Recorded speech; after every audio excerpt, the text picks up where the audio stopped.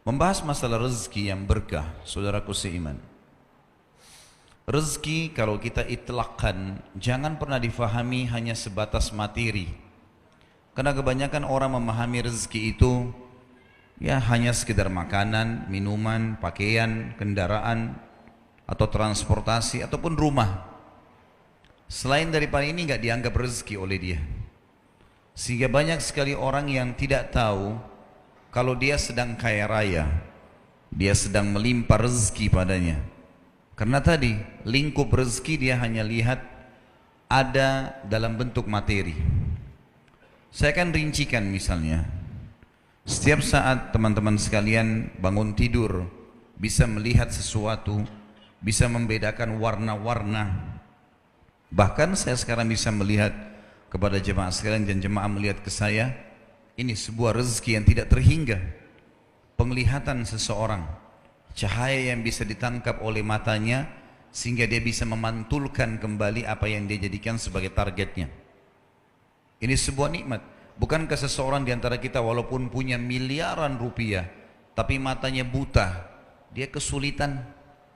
Bukankah kalau kita balik seseorang yang penglihatannya terang, kemudian penglihatannya mau dicabut, diganti, dibutakan, dibayar miliaran, dia menolak?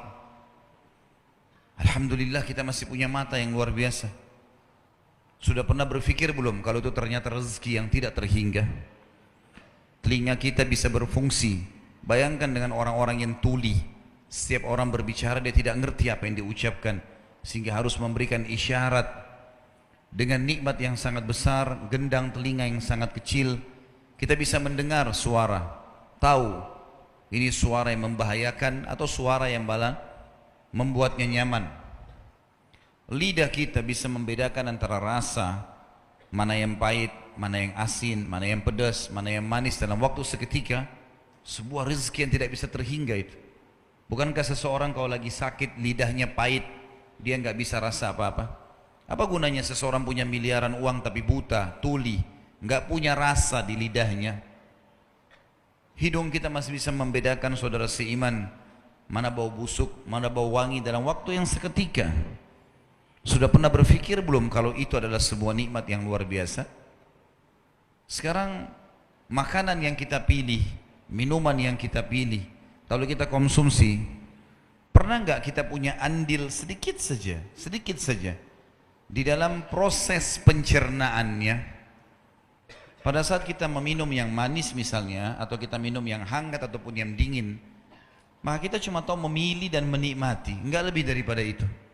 Pilih minuman ini, pilih makanan ini, kemudian kita konsumsi.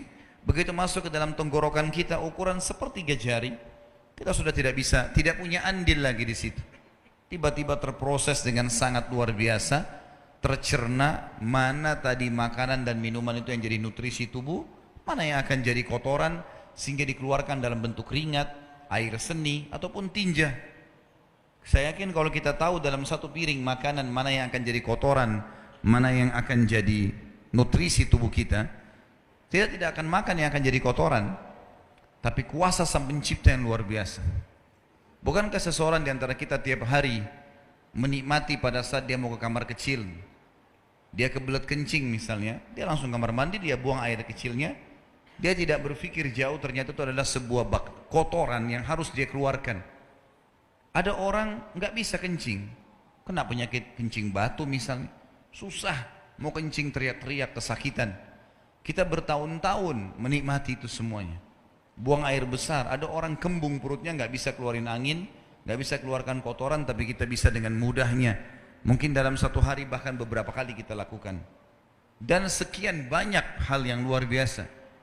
Sehelai rambut saja di kepala kita itu sebuah nikmat yang luar biasa. Sekarang di Amerika, khusus bagi orang-orang yang rambutnya rontok dan tidak bisa tumbuh, itu untuk menanam satu rambut ada biayanya $10.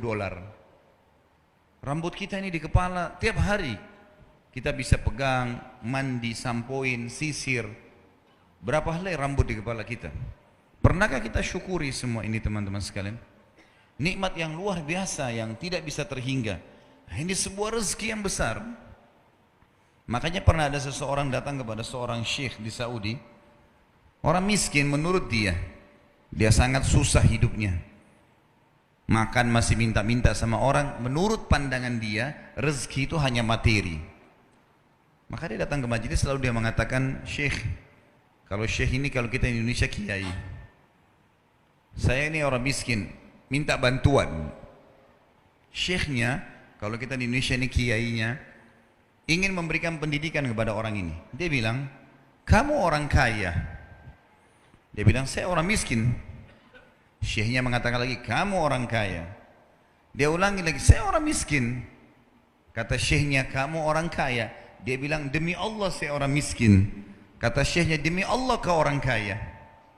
Kaget dia. Dia bilang, Syekh, kenapa anda lebih yakin kalau saya orang kaya sementara saya tahu keadaan saya secara ekonomi miskin? Kata syekhnya, memang kamu kaya raya. Mau saya hitungkan kekayaan kamu? Dia bilang, iya. Baik, kamu punya berapa jari? Saya punya 10 jari. Mau enggak satu jarimu saya potong, saya bayar 1 juta real. 2,5 juta, 3,5 miliar. Satu jari kamu saya potong, saya bayar 1 juta real. Mau enggak? Sisa 9 nanti. Oh saya enggak mau Syekh. Kamu punya 10 jari, kamu punya 10 juta real.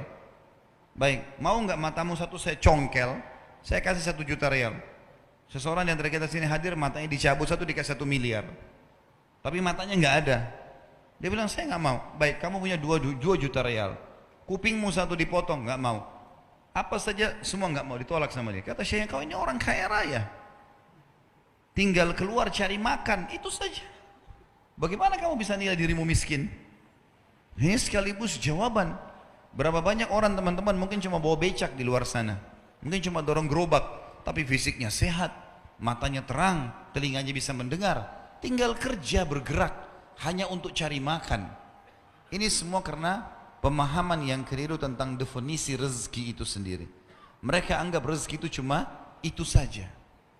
Banyak orang teman-teman sekalian, di atas meja makan rumahnya, itu mungkin ada 30 macam makanan. Seperti raja-raja banyak, mereka nggak bisa makan.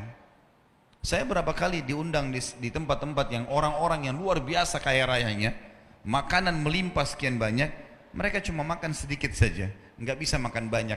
Alasannya kenapa? Karena ada gula, ada ini, ada itu, segala macam penyakit. Nggak bisa dinikmati sama dia.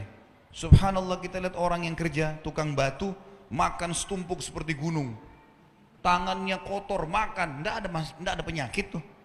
Hah? Lihat bagaimana kuasanya Allah subhanahu wa ta'ala. Kalau kita terlepas daripada belenggu ini teman-teman sekalian, belenggu pemahaman yang salah tentang masalah rezeki, kita akan selalu merasa cukup dengan apa yang ada. Ternyata luar biasa nikmatnya, gitu kan? Nikmat yang melimpah yang tidak bisa terhingga ada pada kehidupan kita ini. Bisanya melangkah kaki, bisanya berfungsi kemaluan, bisanya berfungsi telinga, penglihatan, lidah, segala macam ini nikmat yang tidak bisa terhingga.